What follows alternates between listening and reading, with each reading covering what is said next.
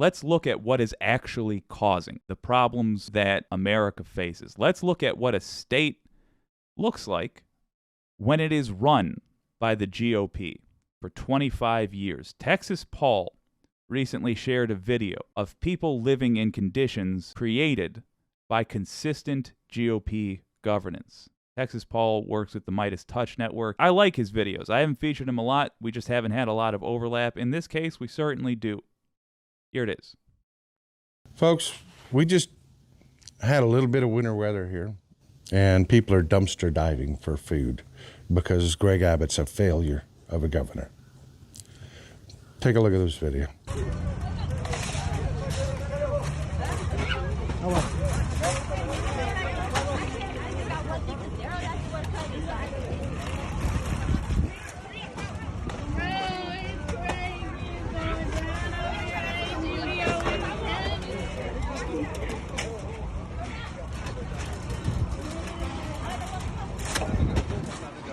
Yeah, folks, those are my fellow Texans in Austin, outside Austin there. Austin's one of the wealthiest cities in the state.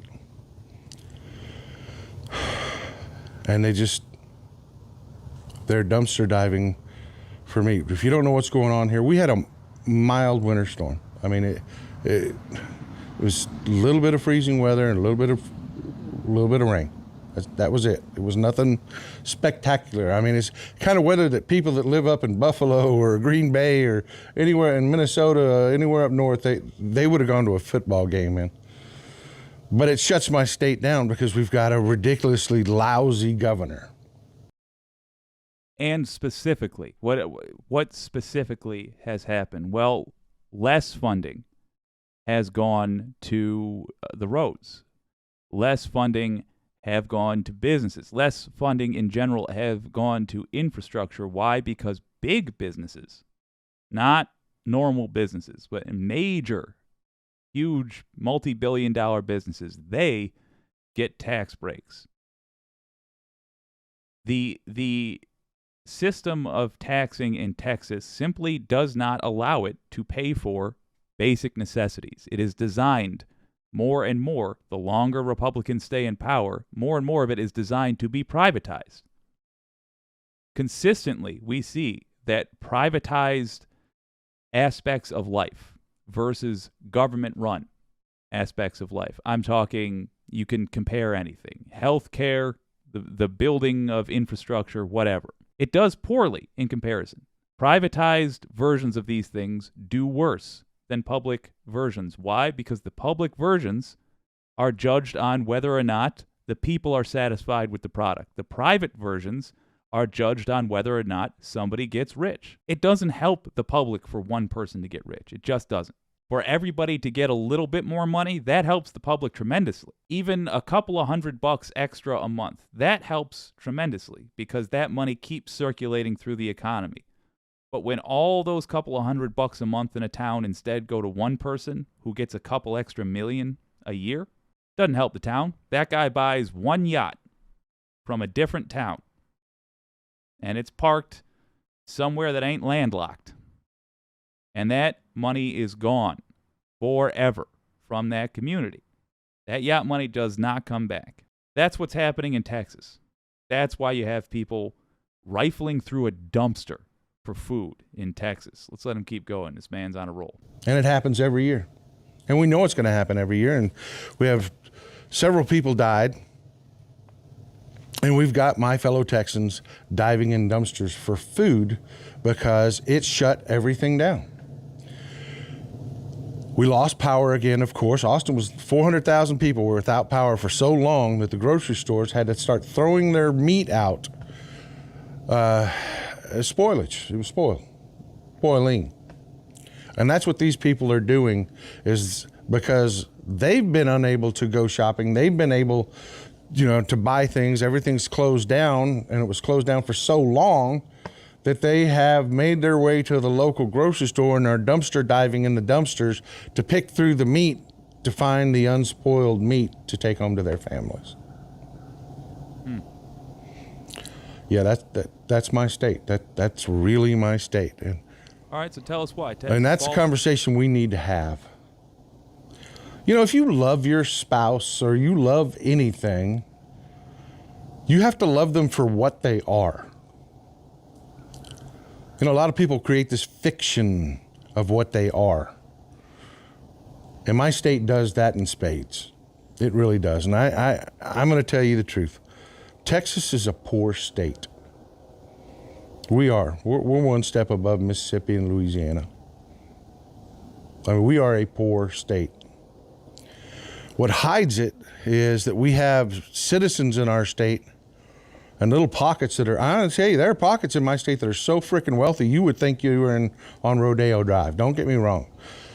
Dallas and Houston have sections that are just crazy wealthy. Austin has sections up on the river and Lake Travis that are crazy wealthy.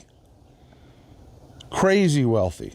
I mean, it's, you know, you see the Ferraris, you see the Lamborghinis, but that's not the state, folks. The state is freaking huge. And I'll just give you one example. You have Elon Musk that's moved to my state. Technically, he lives in Texas. He does not live in Texas. And my state runs off a sales tax. He only spends so much money here, and he only lives here. I mean, he's got a little bitty shack castle that he calls home.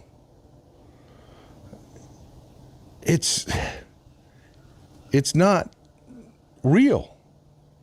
We are not taking tax revenue off of Elon Musk. Let's pause that for a second. He's quite right. Let's look at the actual numbers of what he's talking about. I put a link in the description that I think will illustrate this nicely. GDP per person, because he's talking about Elon Musk throwing off the measurements there. So when people look at that area, they can say, well, on average, people are doing fine. Yeah, because one of them is like the third richest guy in the world, and the rest are dirt poor. Here it is per person, the GDP. In red, you have states that are Republican-run. In blue, Democrat-run. Well, would you look at that? In the yellow, by the way, that's the average. That includes bear in mind, our 1% richest, which hold the majority of the wealth for the country. But nonetheless, look at the states doing great. On the left, you have the top performing states, mostly blue. On the right, you have the bottom performing states, mostly red. Absolutely brutal. You want to just glance and look at the difference between governance in a red state versus a blue state. There it is. GDP per capita, the amount of money each individual person makes on average. There it is. Let's let Texas Paul finish this up because the man is on a roll.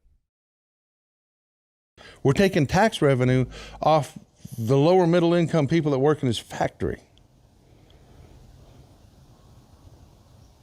Not Elon Musk. True. It's the people that live there that are paying the taxes. Now, bear in mind, what has the GOP, the Republicans, pitched recently?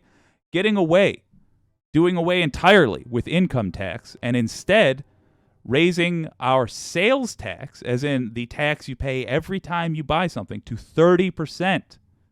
30% they want to raise that to. In other words, doing this, what he's talking about, but on a cartoonish scale.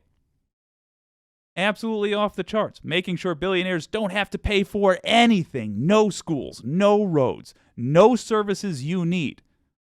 And when you go to work, they still get to take the majority of the profit of that. That's why they're billionaires, is they get to take more of the labor than you do. That's why. Don't let the GOP get away with this. And folks, they're not rich. Unless you want to be like They Texas. aren't. In fact, Elon Musk is so wealthy, he skews the numbers. If you go down to South Texas, where we're the poorest of the poor, I mean, you got places like Colinas that they don't have water. Folks, they don't have running water. Arizona as well. You know, he skews the numbers for at least a dozen counties and makes them look rich when you figure it all in together. And it's not true. It's not reality. And I know there's a lot of Texans that are very proud, because we really are proud people. We are. It's just ingrained in our DNA. When you look at our DNA strand, there's a thing there for pride, and it makes the double helix bend. It's so swollen, you know? I mean, it's the way we are. The Texans don't like to say stuff like this about our state, but we're dirt fucking poor. And it's because of people like Greg Abbott who don't live in reality. You know, he's out there thumping his chest, expecting a medal, saying things like, well, the amount of electricity we have available, you know, it's irrelevant. Your responsibility to your citizens doesn't end at the high transmission lines. What did he just say? So Greg Abbott says, and the reason I've included this Texas Paul clip, by the way, I really want to say, if you just enjoy good content, I definitely recommend subscribing to WYCD Wicked, but also Texas Paul. I find everything he has done has been really compelling. Again, it's not something I've featured much on this show because we haven't had a lot of overlap, but I watch him for fun because he's very interesting. But what did he just bring up there? Another trick. We talked a little bit a couple shows back about the language these politicians use when they are lying to you. That is one such trick. He says the amount of electricity available to Texans, the amount they're producing, is X, and he wants an award for it. And Texas Paul points out that's not the amount that's going to Texans. That's just the amount they're making. That's just the amount they're able to make. Imagine, if you will, that you have a bakery that's making 10,000 loaves a day and of bread a day, and you only have the ability to ship out or to sell for one reason or another 100 loaves. Doesn't matter that you can make 10,000. You got to judge it based on the 100 loaves you sell. Is that a sustainable business? Greg Abbott is saying, oh, we produce X amount of energy, and yet there's these outages constantly, and yet there are Texans constantly suffering. Look at that on the national scale. What do they say about health care for all? We want to make health care accessible for all Americans. It sounds like a good thing. Sure, I have access to a Ferrari dealership. It doesn't mean I can buy a Ferrari. That's what they're talking about. That's the language they use. That's how dishonest they are. They wouldn't be using that language if they were honestly approaching these problems. The GOP is not an actual political party with real goals and a plan to help America. They just aren't. They are a gigantic con. They exist only to enrich themselves by enriching their donors. They're salesmen for billionaires. That is all the GOP is. They lobby for billionaires. They're henchmen. They hench. That's the GOP. What can you do about 25 years of governance in Texas? Well, the good news is we measure things in the United States. Whenever you measure how Republicans are doing, it becomes obvious that they're doing poorly. You'll note every time somebody says we shouldn't measure this or that, for example, police shootings, for example, gun violence in general in the U.S., global warming. Anytime somebody says we shouldn't measure something, it's the GOP. Well, despite their best efforts, we do measure a whole lot of things in America. In the article linked in the description, I have to say I was hugely impressed. It aggregated data from a bunch of places. They also show their methodology. Show that article to your GOP friends. Put it on social media. You don't even have to say, haha, look at this, I win. Just put that article in your social media somewhere. Give the GOP voters that you may know, that might be in your life, that might be glancing at your social media from time to time. Give them the opportunity to see the results of their votes. Because in red states, you have a consistently worse quality of life. I only showed you the GDP per capita. It's so much more. Crime, infrastructure, healthcare, all of it. By and large, worse in red states. You have a way worse quality of life if you have been governed by Republicans. Why? Because they haven't been caring about the people they govern. They have been taking your money, giving it to billionaires. That is what they do. Plain and simple.